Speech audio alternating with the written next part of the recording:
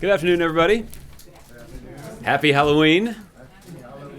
Hope you had an opportunity over the weekend to spend a little time celebrating or marking the occasion, however you choose to do so. I do not have any announcements at the top, so we can go directly to your questions. Josh, you want to start? Sure, thanks, Josh.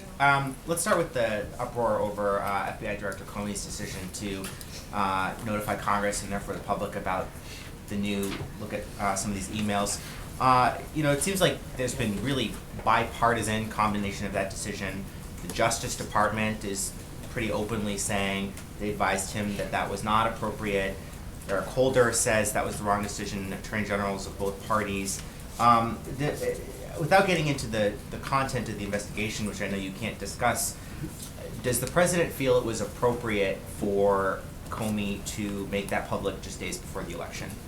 Well, Josh, I anticipate this where you wanted to start. I appreciate you noting that over the nearly 2 years now that I've been answering questions about Secretary Clinton's email system, that I've made clear that the White House is going to be scrupulous about avoiding even the appearance of political interference in prosecutorial or investigative decisions.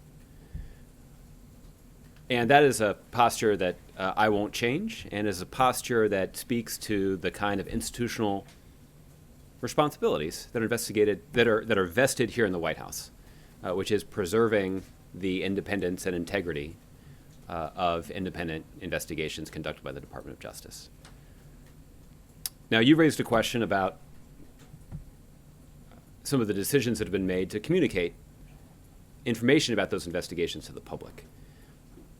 And what's true is, Josh, is that I don't have any independent knowledge of how those decisions were made.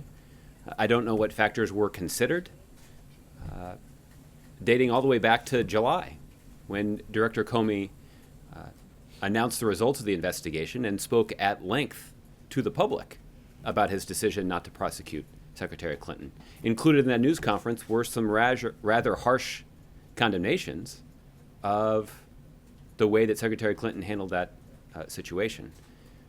Director Comey also testified before Congress at some length, on camera, under oath, about the investigation. And some of that testimony provided fodder to Secretary Clinton's critics. Over the course of the fall, we've seen the FBI move forward in providing other investigative information, 302 forms and other documents, to Congress. And the fact is, my lack of independent knowledge about that decision-making prevents me from weighing in.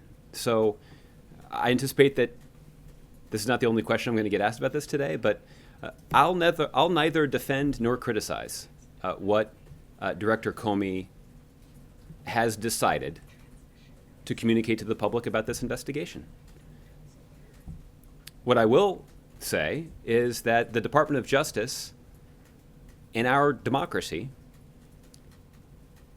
is given expansive authority to conduct investigations. The Department of Justice is given subpoena power. They're allowed to compel witnesses to testify.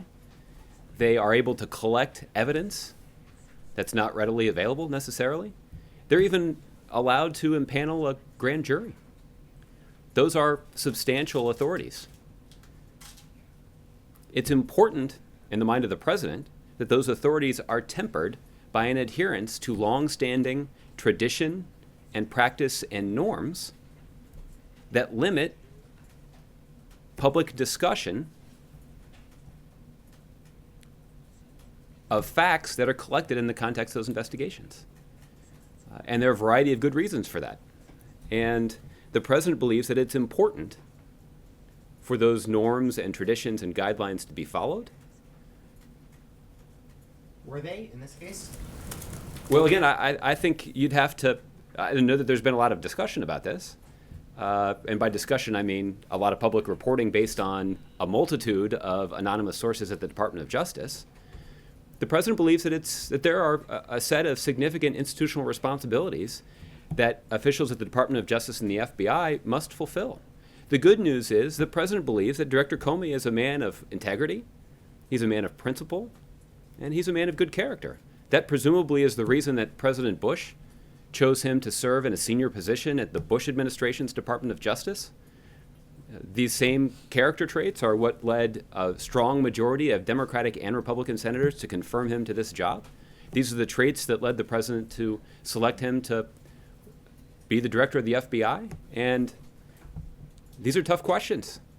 And so it's a good thing that he's a man of integrity and character to take them on. You'll concede, I'm sure, that in the absence of any additional information about this, voters are left to essentially speculate about what might be involved in this, what the FBI might be looking at or not looking at just before the election. So would the president, in the interest of people being able to not rely on anonymous sources and the like, see the FBI release more information than Comey did in that very brief letter prior to Election Day about what's going on? Josh, in the same way that I'll neither criticize nor defend Director Comey's decisions about what to make public in the context of this investigation, that's because I just don't have independent knowledge of the decisions that are made to release this information. And there are other people that have the luxury of being able to opine, writing op-eds or serving as anonymous sources for reporters to weigh in with their own view. But when I'm standing here representing the institution of the presidency, I don't have that luxury. And so, in the same way that I'll neither defend nor criticize Director Comey's decisions with regard to what to make public in the context of this investigation, I don't have any recommendations to make to him either with regard to what information should be communicated to the public. In the past, including after the FBI announced that it was not proceeding with the recommendation to bring charges in this case, the White House did defend Comey, and you've defended him a number of times. So is that a substantive shift in the language you're using today, is that you won't defend or criticize him? The fact that you're not defending him, is that some signal to us that there is reason for the White House to maintain some additional distance here? Well, I think, Josh, what I have observed in the past is that Director Comey is a man of integrity. He's a man of principle. He's a man who is well regarded by senior officials in both parties. He's somebody who served in a senior position in the Bush administration. And he's somebody who got strong bipartisan support when his nomination to be the director of the FBI was considered by the United States Senate. So all those things are true. They speak to his good character and the president's assessment of his integrity and his character has not changed. For example, the president doesn't believe that Director Comey is intentionally trying to influence the outcome of an election. The president doesn't believe that he's secretly strategizing to benefit one candidate or one political party. He's in a tough spot, and he's the one who will be in a position to defend his actions in the face of significant criticism from a variety of legal experts, including individuals who served in senior Department of Justice positions in administrations that were led by presidents in both parties. But that kind of but I'm just not going to be in a position to, frankly, either defend or criticize the decisions that he's made with regard to what to communicate in public. That is separate, Josh, from the kind of prosecutorial and investigative decisions that are made by the FBI and the Department of Justice. That is their institutional responsibility to make those decisions about investigations and prosecutions independent of any sort of political interference, and I will defend their right to do that. In fact, it's their responsibility. This decision aside, is it concerning at all to the White House that you have the Justice Department and the FBI basically griping at each other in some form of public or semi-public fashion? I mean, they obviously have to work very closely together to keep the country safe.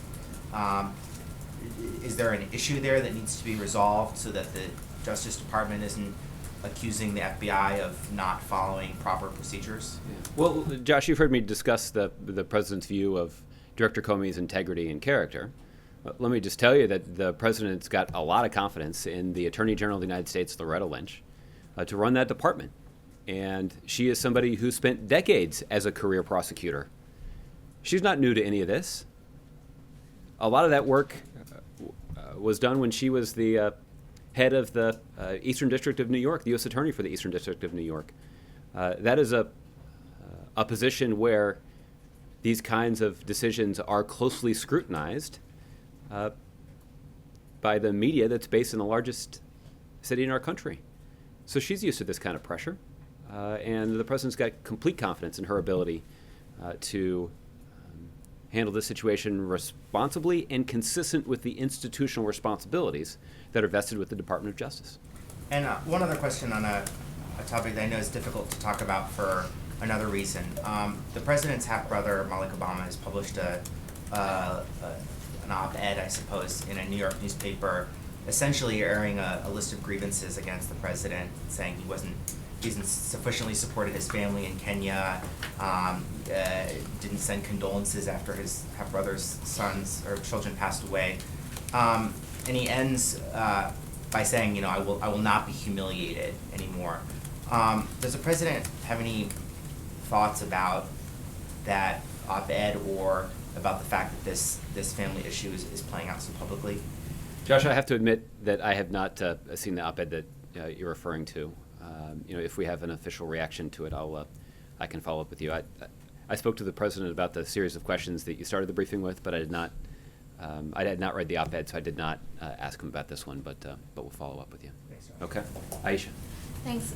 Going back to the FBI, you said that you don't have enough, or the White House does not have enough independent information to either criticize or to come out with a position on Comey's letter. But then I guess what do you say to the American people if the White House doesn't have enough information to decide whether the letter was appropriate or not?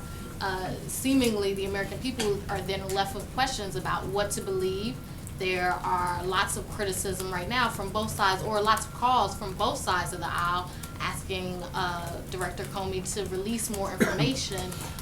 Do you feel that the American people don't have a right to more information about this probe? I mean, they are going to the voting booths right now and next Tuesday. Well, look, Aisha, this is an entirely legitimate question for you to ask, and I think these are the kinds of questions that are being carefully considered at the Department of Justice right now. And given the institutional responsibilities that are vested here at the White House, I just don't have a recommendation to make. It's important for them to make these decisions consistent with their, let me be more precise here. It's important for officials at the Department of Justice and the FBI to make these decisions consistent with their institutional responsibilities.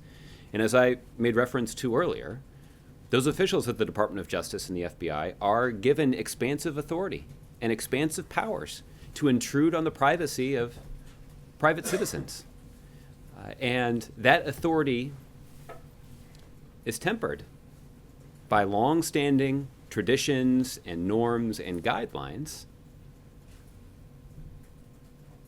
that largely avoid extensive public discussion of those investigations. Let me give you an example that I think will resonate with all of you based on your day-to-day responsibilities here at the White House. It is not uncommon for you, when you call the Department of Justice, asking them to even confirm that there's an investigation ongoing, for them to decline to do that. Typically, when you report about the fact that there's an ongoing investigation, that's not based on official confirmation you've received from an official at the Department of Justice. It's based on confirmation you've received from an anonymous official at the Department of Justice who's not willing to speak publicly about the case because it would be improper for them to do so.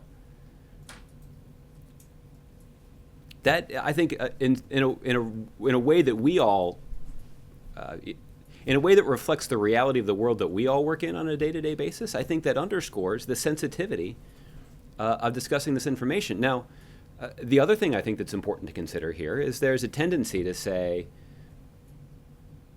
with regard to this letter that was written on Friday, to say, well, Congress is independent, and they have their own independent oversight responsibilities to exercise over the Department of Justice. Well, let me say a couple of things about that. The first is the kinds of norms and traditions that limit the public disclosure of investigations don't supersede the oversight responsibilities or requests that are submitted by members of Congress. And the reason for that is simple. Congress is indeed independent of the executive branch, but they're far from impartial. Congress is made up of 535 politicians, Democrats and Republicans. And we've already seen just in the last 72 hours the kind of risk that's associated with communicating to them sensitive information. There's one senior Republican official who has already indicated, well, who had previously endorsed the Republican nominee for president, who let it slip that his party was considering impeaching President Clinton even before she's been elected, if she's elected. That's, I think, is a pretty clear indication that Congress is not at all impartial. That's why many of these norms, long-standing norms, that apply even when we're not talking about someone famous and even when we're not talking about an election being a week and a half away, that should apply. And the president believes that these norms are important and worth upholding. So the president believes these norms are worth upholding, but it seems like in this case, Comey, these letters, or that's what people are saying, is that these norms weren't upheld. We're talking about an ongoing investigation because a letter was sent. So I guess I'm trying to parse out. So where does the White House stand on that, just as a general issue, having an ongoing investigation that is now being discussed? And look, this goes to the fact that because we have worked to shield this investigation, given the politically sensitive nature of it, well, frankly, even if it weren't politically sensitive, we would go to great lengths. We would be scrupulous about insulating that independent investigation from even the appearance of political interference. So I don't have any independent knowledge of the investigation or the kinds of decisions that led Director Comey to take the steps that he did to communicate some of this investigation, or some of the material relevant to this investigation, to the Congress and to the public. So again, I'm not in a position to either defend or criticize that decision. That's something that officials at the Department of Justice and the FBI have to do. So Senator Reid said that the FBI has some explosive information regarding Trump and Russian ties, and there's some, and basically he's accusing the FBI of having a double standard and not releasing information like that, and he and other Democratic lawmakers have called for the FBI to release that information. Does the White House have any position on that? Are you concerned that now you have more kind of accusations going around about FBI probes? Look, as I mentioned before, the White House has not been briefed on the investigation that the Department of Justice and the FBI were conducting into Secretary Clinton's email system. The White House has not been briefed on even the existence of any investigation into the activities or habits of the Republican nominee. These are all questions that should be directed to the Department of Justice and to the FBI. Okay? Tolu. Thanks, Josh. Going back to Senator Reid's letter, he basically accused the FBI director of potentially violating the Hatch Act. And you said that you believe that Director Comey is a man of integrity. In the letter that Senator Reid sent, he said that he once believed that Director Comey was a principled servant, and he now no longer believes that. So what is your reaction to that letter, and do you agree with Senator Reid on this? Well, questions about the application of the Hatch Act should be directed to the Office of Special Counsel. This is an independent agency that is filled with attorneys and investigators who, among their responsibilities, are investigating potential violations of the Hatch Act. But again, you'll have to talk to them to even confirm the existence of an investigation, let alone learn more about what they have concluded. With regard to Director Comey, as I said at the top, the president believes that he's a man of integrity, he's a man of character, he's a man of principle, and he's got a very difficult job. And those character traits that I just described will serve him well as he works through the difficult challenges that he faces over the course of his job. You said you spoke to the president earlier today. Could you describe his mood, how he's taking the general news? Obviously, there's a political side to this, and we saw Secretary Clinton and her campaign reacting very strongly to this. Has the president had that same level of sort of visceral reaction to how this is impacting the election? Well, totally with regard to the impact on the election, I think there's a lot of speculation out there in terms of what potential impact this could have. Based on the public evidence that I've seen from polls and other analysis, there hasn't been a significant change in the race. There are probably some analysts who disagree with that. Maybe they're right. I think what those of you who have been covering the president for a while now know that the president is somebody who is pretty even keel. He doesn't get too high or too low, and he has a tendency to focus on the responsibilities that he has in front of him. And the president feels strongly, as you've heard him say, about supporting Secretary Clinton's campaign. And over the course of the next week, the president has put together a rather aggressive travel schedule to make the case to the American public in support of the candidate that he's endorsed. That's what the president's focused on, and that's I would not anticipate a significant change to the public pitch that President Obama will be making in support of Secretary Clinton's campaign. You also mentioned longstanding guidelines that the FBI has about discussing ongoing investigations. There are also longstanding guidelines about taking actions that could be seen as influencing an election so close to an election. Is that something that the president is concerned about? Is that something that the president believes, as many Democrats do, were undermined in this case? Well, those kinds of guidelines are important. I'd refer you to the Department of Justice and to the FBI for how those guidelines are observed and enforced.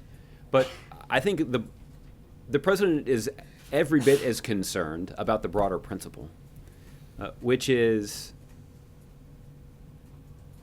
the Department of Justice is entrusted with expansive responsibilities. And those responsibilities are tempered with guidelines and traditions that limit the public discussion of investigations. And the president believes that principle, those guidelines, are applicable even when there's not an election around the corner, even when one individual who is affected by the investigation is not a global figure. And the president believes it's important for everybody to be mindful of those guidelines. Okay, Ron. So if he's insisted, the president, that these norms, that public discussion should be limited even when there's not an election around, he certainly believes that public discussion of investigations should be limited when there is an election nearby. Is that a fair conclusion to draw? Well, look, let me just restate it to make sure that I understand your question. The question is essentially, are you saying the president believes that there should be very limited discussion of investigations near an election? The president believes that our democracy has been very well served for more than 2 centuries by officials at the Department of Justice and the FBI observing long-standing traditions that limit public discussion of investigations, whether an election is around the corner or not. So how can he agree or not criticize what Director Comey has done? I mean, it seems like it's a public discussion of an investigation. I mean, you point out how we can't even get confirmation that an investigation is happening. Yeah. This seems like a very clear-cut, based on what you're saying about the president's concerns about the broader principles, it seems that it would be very clear that he would be critical of what Director Comey has done. Well, it is clear what Director Comey has done. What's not clear is what led to that decision. And nobody at the White House has insight into the decision that Director Comey made. Right, but so you're saying there could be some mitigating factor based that we don't know about I think that would essentially allow someone to breach this broad principle of limited discussion, public discussion of an investigation. I'm not being that prescriptive. I am basically suggesting I'm not aware of any of the factors that went into Director Comey's decision to send this letter to Congress on Friday. I'm not aware of the factors that went into his decision to give a long public statement on July 5th when he announced that he was not going to recommend the prosecution of Secretary Clinton. I'm not aware of the factors that went into his decision to testify before Congress for several hours under oath in discussing his investigation. And I'm not aware of what kind of factors influenced his decision to release the summaries of investigative interviews that were conducted by FBI officials in the context of this investigation. At some point, you just kind of break this all down to just common sense. I mean, people all over the country, friends, family, are talking about all this. I mean, how in any way can this be good for the country at this point in time? Well, listen, what is important is that people across the country and former administration officials have more of a luxury to be able to step back and weigh in from the sidelines, to offer up their own opinion based on their own experience, based on their own training, based on their own observation about the impact that this has on our political process. There's nothing wrong with that. That is part of the kind of debate that is critical to the success of our democracy as well. But what's important for the person that's standing behind the podium with the White House seal behind me is to make sure that I'm observing the institutional responsibilities that I have and that everybody who works here has, including the President of the United States, which is that we're not going to be in a position of defending or criticizing the decisions that were made by the director of the FBI with regard to communicating information from the investigations. See that, but you're saying so much that could be interpreted as critical of what he's done. Are you aware of that? Well, I'm certainly giving voice to longstanding guidelines that have served our democracy well, that the president believes are really important. And I recognize that those guidelines have been the basis for other people to offer up their criticism of Director Comey. It's a free country. They're certainly allowed to do that. But from here, I'm not going to be in a position of criticizing Director Comey about those decisions, in part because I don't have any independent knowledge of how those decisions were made. That's also the reason, by the way, I'm not going to defend him either. Did the president read the Eric Holder op-ed letter? There have been a lot of opinions that have been shared in public over the last 48 hours or so. My point is that I know the president is aware of this issue, and he's read about many of the opinions that have been expressed in the last 72 hours, but I don't know whether or not he saw that particular op-ed. And lastly, just when you were talking about Loretta Lynch, you said something about how the president has confidence in her and so on and so forth. But then when you were talking about Director Comey, you talked about how he's a man of integrity, character, principle that will serve him. Are you saying there something different? Does the president still have confidence in Director Comey? I'm not trying to send a signal here. The president is somebody who 3 years ago nominated Director Comey because he's a man of character, he's a man of integrity, he's a man of principle. He is somebody who's had a distinguished legal career that's been rooted in making sure that his own political views don't interfere with his responsibilities as an attorney or as a law enforcement officer. So, look, the president thinks very highly of Director Comey, and yes, you can assert that he continues to have confidence in his ability to do his job. Okay, Kevin. Thanks, Josh. Given the president's mantra for no drama and don't do stupid stuff, I just have to wonder where he is on this email. Thank you for editing yourself. Oh, there you go. Because this is a family program here, Kevin. Absolutely right. It goes on and on and on, and I'm just wondering, given what you said earlier about wanting to scrupulously avoid any appearance of impropriety, do you believe, or would the president believe, now is the time for a special prosecutor in this circumstance?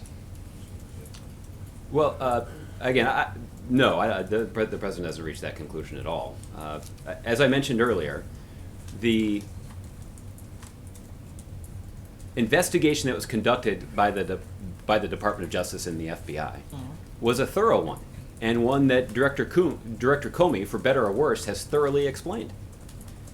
And I don't think that after considering what Director Comey has put forward, that anybody would conclude that he somehow gave short shrift to answering the questions that were posed in the context of the investigation. Again, that's all based on his public statements.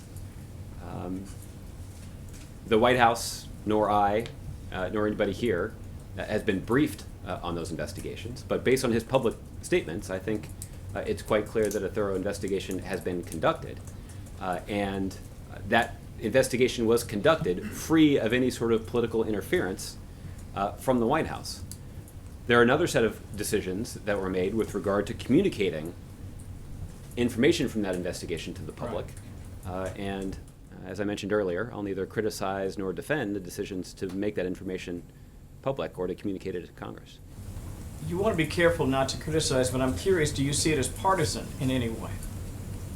No, as I mentioned earlier, the president's got confidence that Director Comey is... That's how some people are shading it. There's early on, especially back in July, there were a number of maybe on the right who were suggesting that, you know what, he didn't listen to his staff, he should have proceeded with an indictment, and now here over the last 72 hours, many on the left are suggesting he did this right before the election, it was completely out of bounds. There is this narrative that some people feel like somehow the director, rightly or wrongly, has been partisan. Does the president acknowledge? The president is completely confident that Director Comey has not taken any steps to try to intentionally influence the outcome of the election or to advantage one candidate or one political party.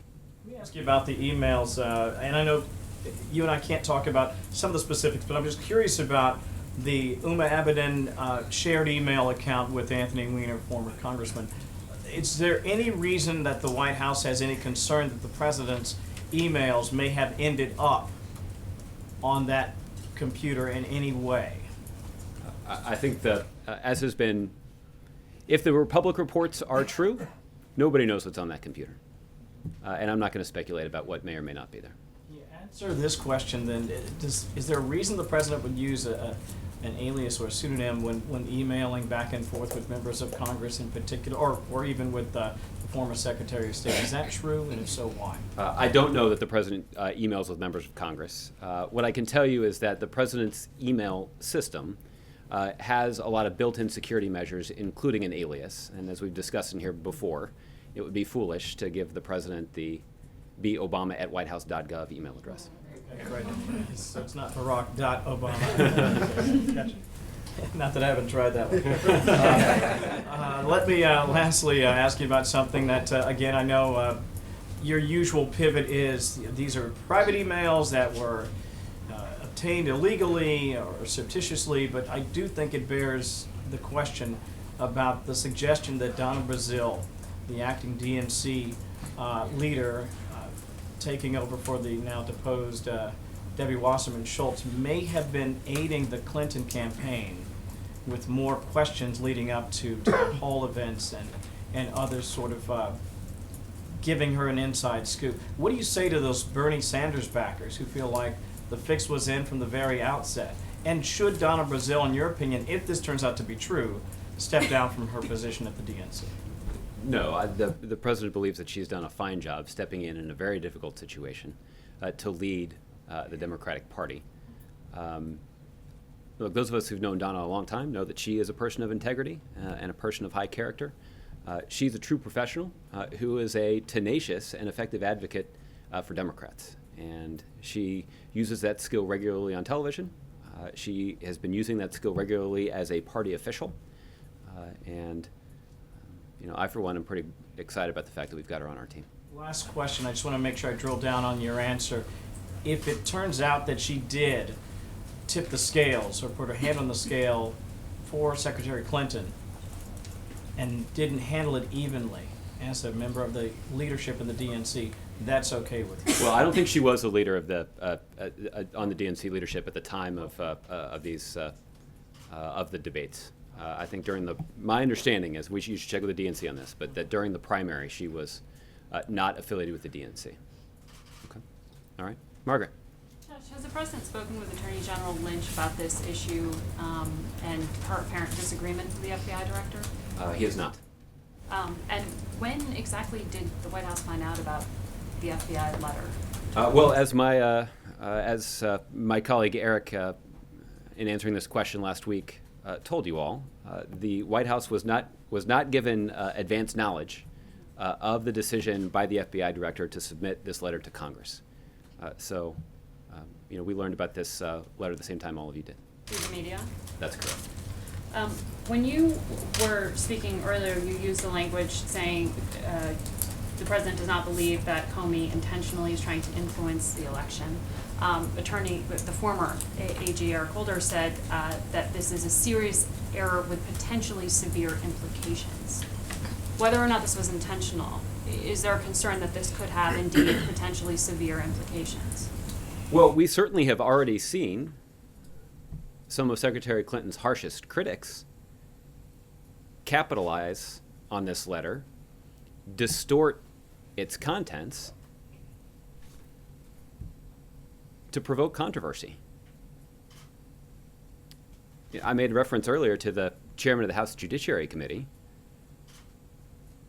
who committed the classic Washington gaffe of saying something in public that everyone secretly knows is true, which is that House Republicans are already plotting the impeachment of Hillary Clinton, even though she hadn't even been elected president yet. That was based on questions that he was receiving about the letter. In the same interview, he referred to substantial information being included in those emails. At the time that he gave that statement, public reports indicated that the director of the FBI hadn't even had an opportunity to review those emails. I think that's exhibit A of how partisans in Congress have sought political advantage through the disclosure of this information. That's why these kinds of guidelines are so important. And that's why adherence to these guidelines have served our country so well for a long time. The strength of our democracy depends on it. But the president previously has said he thought Hillary Clinton was, displayed some carelessness here, but that her use of private email system and server didn't jeopardize national security. I mean, he has weighed in on this generally as saying this is a little bit of a distraction. Mm-hmm. Does he still believe that? The president's views of this situation have not changed. Again, I think with the focus of so much of our discussion today has been on the decision made by officials at the Department of Justice and the FBI to talk about this investigation in public. But the premise of the investigation itself, he's somewhat been dismissive of by using that language, saying it didn't jeopardize national security to begin with. It was careless, not criminal. Right. So to be dismissing the premise of the investigation, but then, is this all just procedural items that you think this hubbub is about at this time? Well, even when making those comments, the president specified in the same interview, in response to the same question, that the Department of Justice had at the time and continues to have a responsibility to follow the facts where they lead. This is why we ask career prosecutors to set aside their own political views and their political interests to pursue these kinds of investigations. This is what the nature of an independent investigation is, which is that even though, this is the best way I think to describe this situation. It's no secret that President Obama is a strong and enthusiastic supporter of Secretary Clinton. But he also expects the Department of Justice, including some of the officials that he appointed, like the Attorney General and the FBI, to fulfill their basic responsibilities, even if that means investigating a candidate for president that he's endorsed. That's the president's commitment to his institutional responsibilities as president of the United States, to set aside his own political views from his institutional responsibilities. And his institutional responsibility is don't interfere with the DOJ investigation. And that's something that we have scrupulously followed. So does that mean the president will avoid mentioning this issue in any and all campaign events for the next few weeks? Well, again, fortunately, there's only another week or so to go.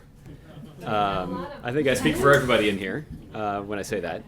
But yes, I would anticipate that the president will speak publicly quite a bit over the course of this week. I would not expect a dramatic change to the president's speech that you all have heard him deliver, indicating his very strong support for Secretary Clinton and his view that the outcome of this election is critically important to the future of the country.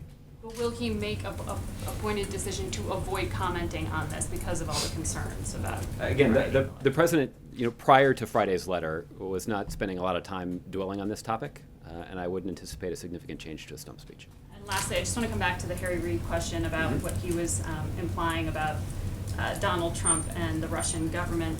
Since the DNI has said that there was a Russian effort from the top down to influence the election, when you said that you haven't been briefed on whether there's an actual connection to the Republican nominee, if there were information along these lines, is this the kind of thing that should be disclosed prior to the election? Well, again, I think this sort of falls into the category of a decision that has to be made by officials of the Department of Justice and the FBI. They can speak to whether or not there's an investigation that's ongoing. If there is, they can speak to what that investigation has uncovered, and ultimately it will be up to them to decide, consistent with the guidelines that I've laid out, how much of that investigation to make public, if any. But you don't fear they're withholding information as is being implied here by Harry Reid? Again, it's just hard for me to say that because I don't know whether there's actually an investigation even ongoing. Okay. Kenneth. Thanks, Josh. So just to confirm and clarify, everything the White House has learned to date about the latest probe by the FBI to Hillary Clinton's these newly discovered emails has been through media reports. There hasn't been a letter. There hasn't been any type of call. This has all been through media reports. So, Kenneth, let me just be as precise as I possibly can here. The White House was not given advance notice of the fact that the Department of Justice was sending a letter to Capitol Hill. The White House became aware of that letter through media reports when individuals in Congress presumably made the decision to make that letter public. And since then, the Department of Justice has not provided any sort of briefing or consultation or sought any consultation with the White House about this matter moving forward. Josh, you mentioned there are a lot of people on the sidelines, former officials who have the luxury, as you said, to comment about this. But some of these folks are not on the sidelines. They're active in government. We mentioned Harry Reid, who said that he deeply regrets fighting to confirm Comey. Obviously, you're saying that the White House is standing with Comey on this. So what's your response to people who are, even in your own party, top leaders, who say they regret fighting to confirm Comey to be the FBI director? Well, just to be real precise about this, with regard to Director Comey's decision to send this letter to Congress, I'll neither defend nor criticize that decision. I recognize that there are a lot of other people who have, and they certainly are entitled to do that. But based on the institutional constraints that I have, standing here at this podium in front of the White House logo, I don't have that luxury. So I'll let other people weigh in. The president's view is that Director Comey is a man of integrity. He's a man of character. He is not attempting to influence the election to benefit or advantage one political party or one candidate for office. He's got a tough job, and hopefully he'll draw on that character and integrity as he does it. So there's a lot of talk about Comey after this. Obviously, his term continues well into the next president. So what is this administration's advice to Hillary Clinton if she wins on working with a man who has now investigated her seemingly at least twice in the public? Yeah. Well, listen, I'm not going to speculate about the outcome at this point. So the president's focused on, over the course of this week, will be focused on making a case for her because he feels strongly about her candidacy and the stakes that are the stakes in this election for the future of the country. But I'm not going to speculate about what sort of advice the president would have for President-elect Clinton. We'll cross that bridge when we come to it. And finally for me, does the president have a costume Oh, well. to wear That's private. today? Yeah. Well, you all have an opportunity to see him when he's passing out candy on the South Lawn later today, so stay tuned. I'll just say in the past, the president's not worn a costume when he's passing out candy. So, But I did not ask him today if he was going to change that practice, that long-standing guideline and norm. So, Michelle. Yeah, so we hear you defending both Comey and the Attorney General, which is interesting because they could not be more opposed on the release of this information and the timing of it. And so to hear the Attorney General, sources within the department saying that the release of this and the timing runs contrary to procedures, to hear Eric Holder saying that this is a stunning breach of protocol, violates long-standing policies. I know you don't want to take sides here, you're not going to do that, but doesn't that chasm between the views here of the FBI and the Justice Department at the very least raise a concern here? Well, listen, there has been a multitude of anonymous voices in the media over the last 48 to 72 hours sharing their own perspective and opinion about this situation. Some of those are anonymous voices who are identified as people who currently work in the United States government. The sharing of their anonymous opinion is not particularly helpful. And, I think there was, again, based on the letter that Director Comey sent to employees at the FBI, his letter was intended to clarify actions that the FBI was taking. But based on the fact that Director Comey felt like he had to send that letter to agency employees, I think is an indication that the letter had the opposite of the intended effect. And the void has been filled by a lot of anonymous voices that haven't served the public interest either. So, again, it's still a free country, and particularly people who, based on their previous experience in government or based on their own legal expertise, have an opinion and a view, and it's clear in a modern media environment they have a variety of ways to share it. But for somebody that's got institutional responsibilities like the president, or somebody who's got institutional responsibilities like me, who speaks for the president, I don't have the luxury of weighing in the same way. Eric Holder obviously is not an anonymous voice, and someone who was so recently in that office, using such strong language about this, not based on solely his political leanings and beliefs, but based on procedure and guidance that was in effect while he was there. Mm-hmm. Doesn't that worry the president? Well, the president believes strongly in those kinds of guidelines, too. I can't recite Mr. Holder's op-ed from memory, and I don't have it in front of me, but the kinds of guidelines and norms and traditions that he was giving voice to in his op-ed are the kinds of traditions and norms that the president has in mind when talking about the responsibility that everybody at the Department of Justice and the FBI has to live up to them. And those norms are important because they protect the rights of people who are being investigated. And that's important, even in situations where somebody who is affected by an investigation is not famous, and even when there's not an election around the corner. So at the end of the day, officials at the Department of Justice and the FBI have a responsibility to live up to those traditions and to follow them. And the president's expectation is that they will do that. Okay, so given that you do see this stark difference, even if you're not listening to anonymous voices, even if you're just listening to Eric Holder, who said that was a hard op-ed for him to write because he also respects Comey. Mm-hmm. And you hear top Democrats calling for the release of more information to put out the full facts, including the candidate calling for that. Isn't that something that the White House would welcome? There's so much controversy surrounding this, and it's not good for who the president wants to be elected. So would not the White House say, let's put more information out there then? Well, listen, Michelle, I think that, as I mentioned earlier, I think that was the hope that Director Comey had. That was his stated hope of sending the letter in the first place. Clearly it's not enough. Well, clearly it had the opposite of the intended effect. I think we can all agree on that.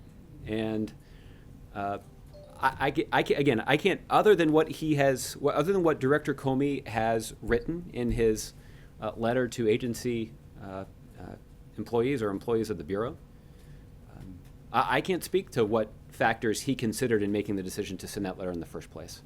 And I just can't be in a position of speculating about what may have led him to make that decision.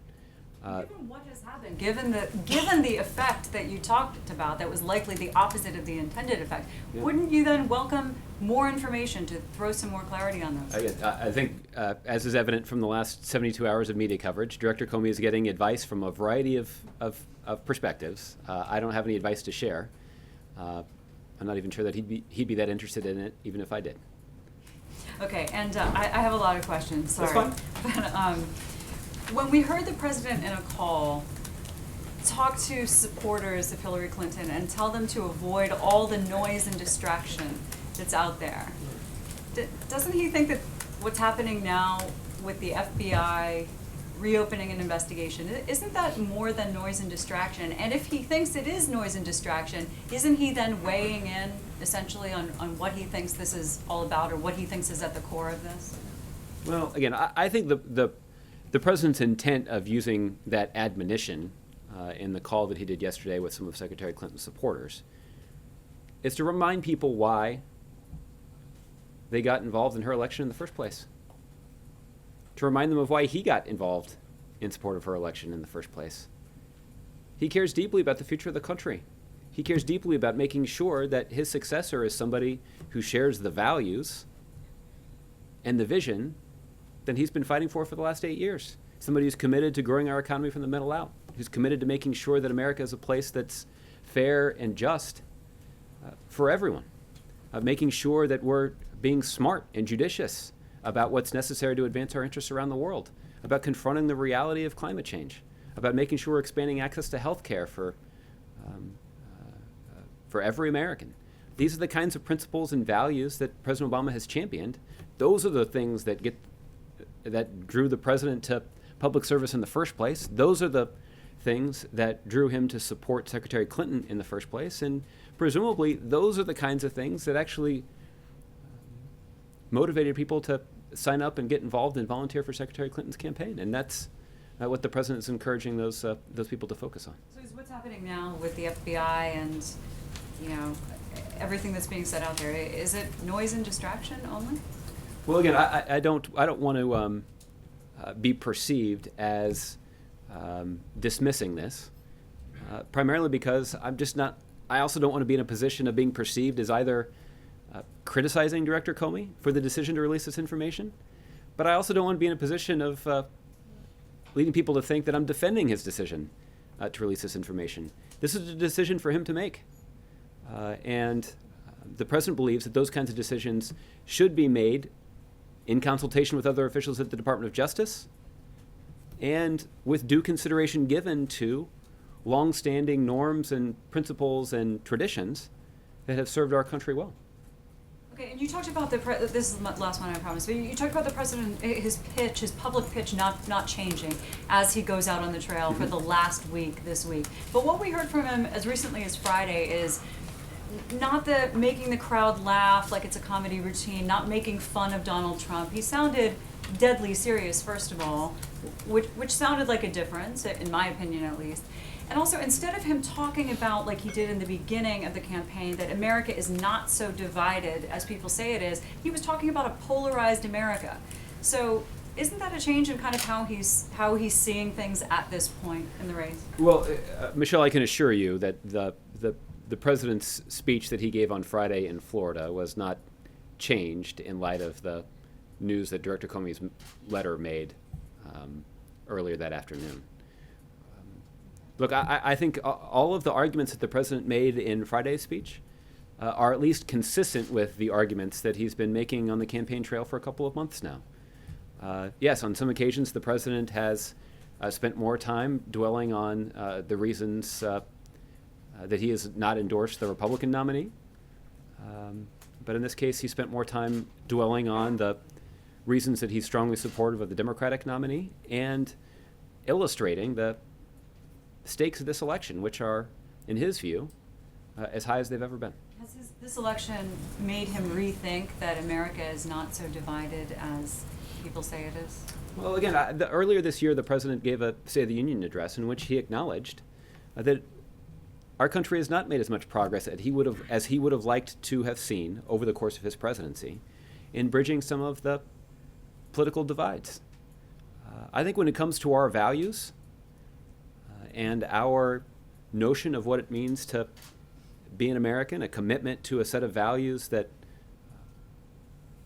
were the foundation of the forming of this country, I think there's broad consensus about the importance of those values. And sometimes that consensus is overshadowed by more narrow political disagreements. That's not to minimize the significance of those political disagreements, because the president believes it's really important that that the candidate that he's endorsed prevail in this election, and he'll be making that case accordingly. But this is not the first time the president's made the observation that the country's a little bit more divided and our debate is a little more polarized than he would prefer. Thanks, Josh. Okay. April. Josh, a couple of questions. One, you talk about the integrity of Comey and others, but I want to ask you right now with this current election cycle and these current revelations over the last couple of days, is there still integrity in this election process? April, there's no reason, as we've discussed before in a variety of contexts, there's no reason for anybody to call into question the ability of our democracy to count the vote of every eligible voter that exercises that right on Election Day or before. This is our system of conducting elections and our democracy has persisted and prevailed through a civil war, through 2 world wars, through a Cold War, and we've got a vigorous election that's underway now, and a vigorous political debate that in some cases has trended toward the divisive. But the president has confidence in the ability of our system of government to succeed in ensuring that the outcome of the election reflects the will of the people who showed up to vote.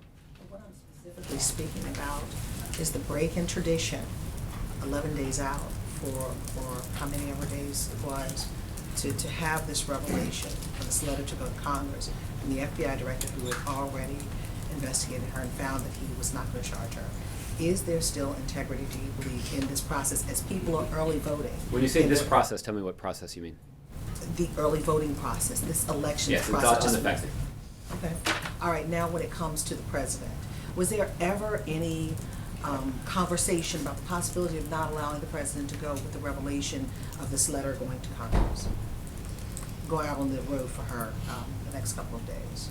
I'm sorry, I don't think I understand your question. Can you Was try to there say it again? ever any consideration of not letting the president go out on the road to campaign for Hillary Clinton after this latest Comey letter came out? No, not at all.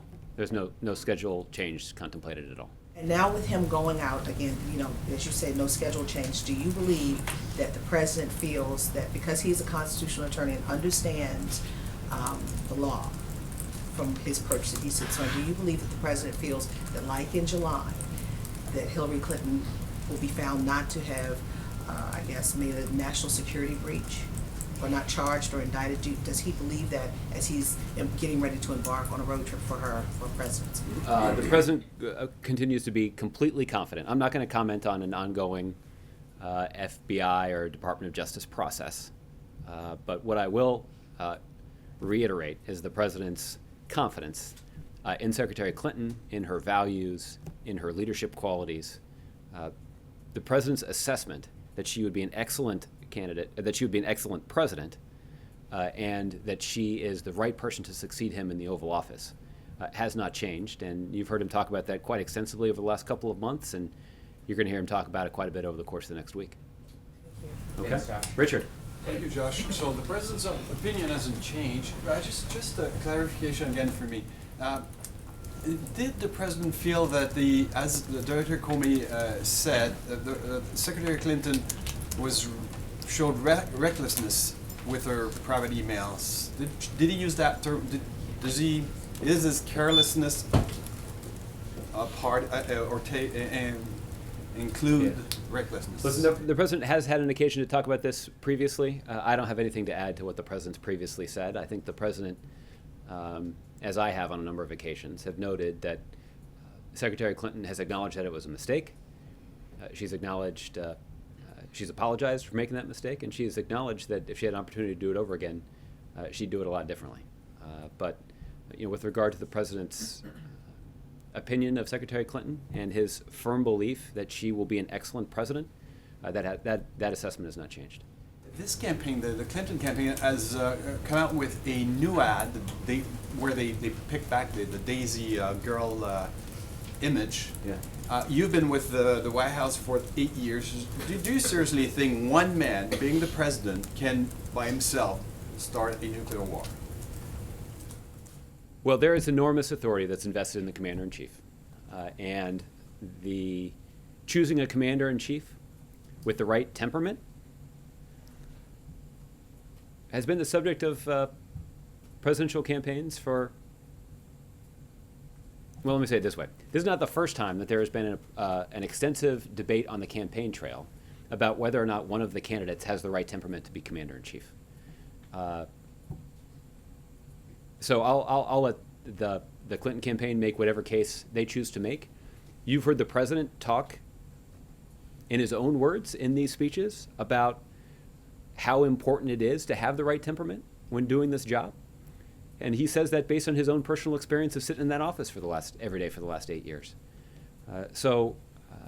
The president's views about how important the consideration temperament is in choosing the next commander-in-chief is something that he's talked about extensively, and it sounds like the Clinton campaign wants to talk about that too, but you should talk to them about that strategy. I just want to know, since you've seen the president discuss issues going to war in Iraq or in Afghanistan, surge and putting soldiers on the ground. Yeah. These are life and death decisions. Exactly. They don't just influence. He has to exchange this on a one man just without even talking to anybody around.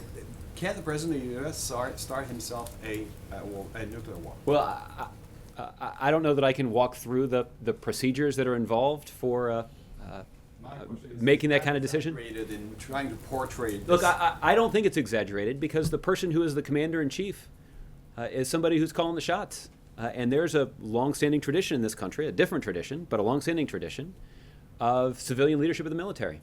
And for the person who is entrusted with that responsibility by the American people, that's the person that's making decisions that members of the military, they're giving orders that members of the military vow to uphold and vow to carry out. And so again, I can't speak to the procedures for the kind of operation that you're alluding to, but I think the point of this debate is helping the American people understand that it's enormously important who the next president of the United States is. And it is lives are at stake in making that decision because the president frequently has to make life and death decisions. And typically, when those decisions are being weighed, they're not even one person's life and death. We're talking about the life and death of, for example, thousands of American service members who signed up to serve this country in the military. Those service members are entrusting their lives to the commander-in-chief. And the president feels that responsibility, and it's a weighty one. Okay? All right, Dave. Thanks, Josh. I wanted to go back on Tolu's question about the mood, the reaction to the Comey's announcement on Friday. I mean, you're talking about obviously the candidate that the president wants very deeply to succeed him and carry out a lot of his agenda. A lot of some top White House people have gone to work for Hillary Clinton's campaign in the last year or so. And so obviously a lot of people here at the White House, it's no surprise, are rooting for her to win. And then you've got this major negative news story out of the blue, as you said, 10 days before the election. What was the reaction here among senior level people? Were you concerned? Were you shocked? Well, as I mentioned, the White House was not notified of the decision to send this letter to Congress before the letter was made public. So I guess it's fair to say that that since we didn't know about it in advance, that we were surprised, particularly when you consider the kind of long-standing tradition that's been observed by investigators and prosecutors in our democracy for a long time. But look, I think the broader analysis of the impact of this story on the race, I think, is much more complicated than just describing it as a bad story. I think there are a variety of opinions about what potential impact this could have on the electorate, who's motivated, who's discouraged. For example, there was a poll yesterday, I think it was ABC, that said up to 1/3 of voters are now, because of this story, considered less likely to vote for Hillary Clinton. Doesn't that concern you guys? Yeah. Well, listen, I think there's a lot of analysis and a lot of data out there to sift through, and I'm sure there are people in the Trump campaign headquarters and in the Clinton campaign headquarters sifting through that data right now to search for a political advantage. That's what they're supposed to do. But I'll leave the analysis to them and to others who are talking to journalists. I'll let others carry that analysis. One other matter Go ahead. about the VA. Okay. The good folks at USA Today had a story today about bonuses that were awarded to VA employees in fiscal 2015. Some $177 million to VA employees, about 189,000 employees, which was an increase from the year before by about 24%. Given the year that the VAs had, does the president feel like they were due for an increase in bonuses that were handed out? Dave, I haven't seen the story. Let me look into the story, and we'll follow up with you with a response. Okay, Scott. Josh, the president's going to make 2 separate trips to North Carolina this week, going to Florida for the 3rd time in 3 weeks. Can you talk a little bit the calculation that the White House and the Clinton campaign put into where they allocate the president's time? Well, this is a question that you should direct to the Clinton campaign. They're making the president's directive to his team here is to figure out what he can do to be most helpful to Secretary Clinton. And so those decisions about where the president will travel are being driven by the strategists at the Clinton campaign. The observation that I will make is that it is not uncommon in a national election for the outcome to be, for a couple of states, for a handful of states, to be viewed as likely to decide the outcome. And typically that means that the 2 competing candidates will often find themselves in the same city as their opponent in the last few days, which is a remarkable thing when you consider how big the country is. So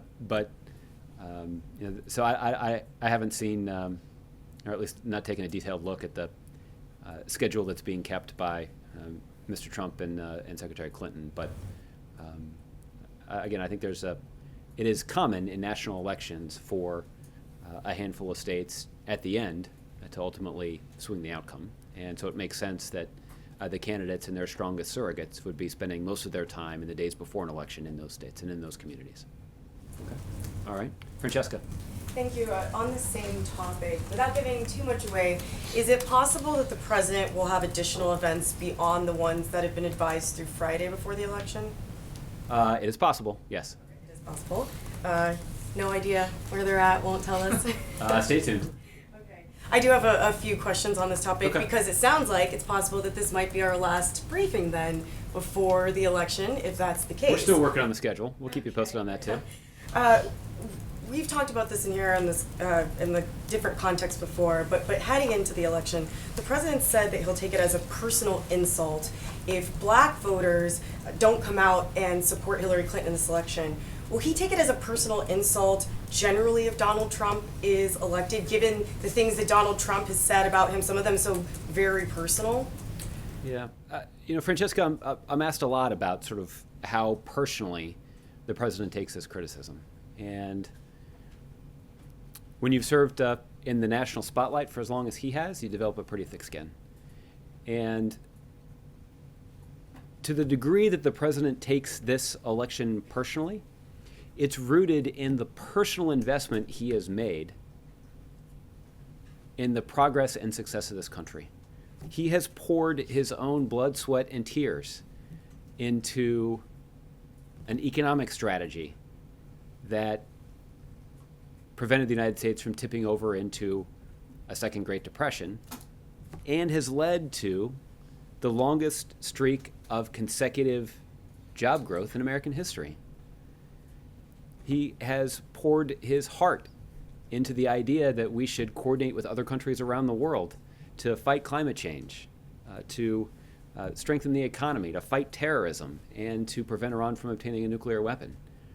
He surely, those of you who covered it, know that he spent a lot of hours that he would probably have rather spent doing something else, talking to members of Congress about how to get health care reform done. So the outcome of this election is significant because you have one candidate who is promising to tear all those accomplishments down. The president is personally invested in those accomplishments. He's personally invested in the progress that our country has made. And to the extent that the president feels personally affected by this election, that's what it is. He's not offended by the outrageous things that his critics say about him.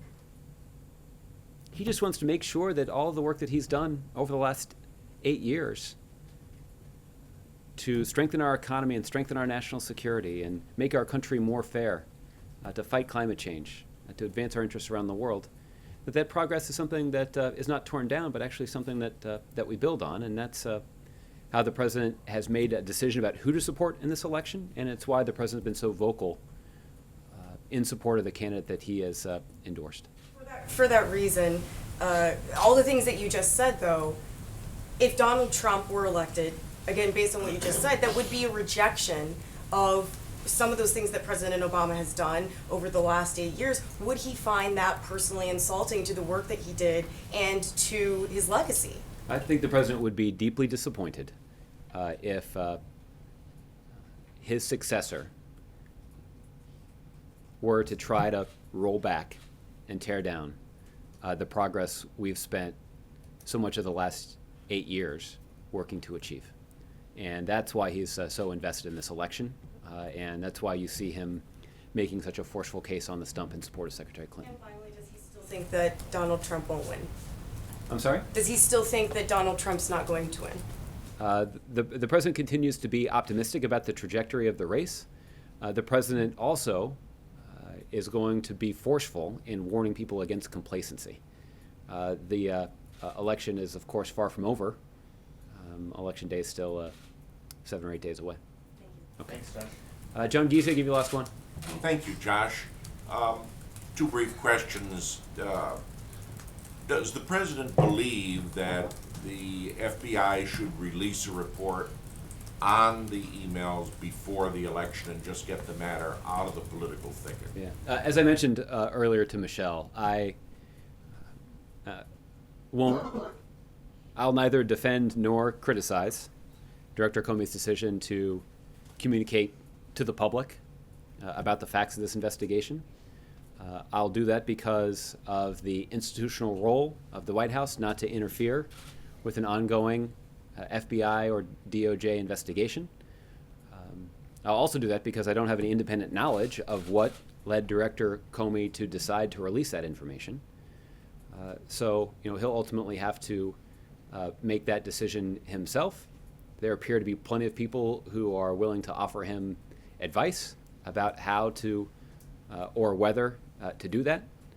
So he doesn't need any advice from me, and I don't think he's looking for it.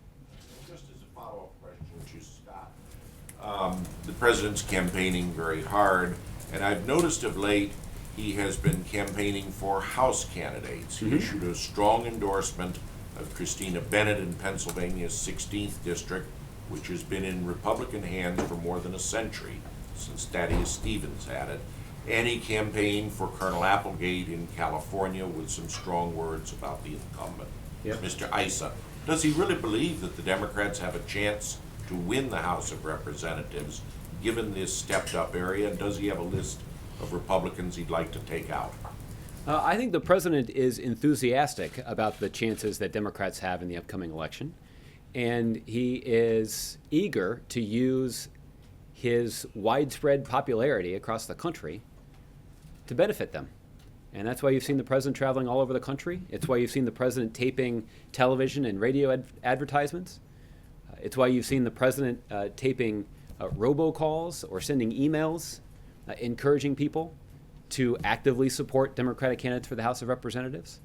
And he's bullish about Democratic prospects in the upcoming election, including for the House of Representatives. All right.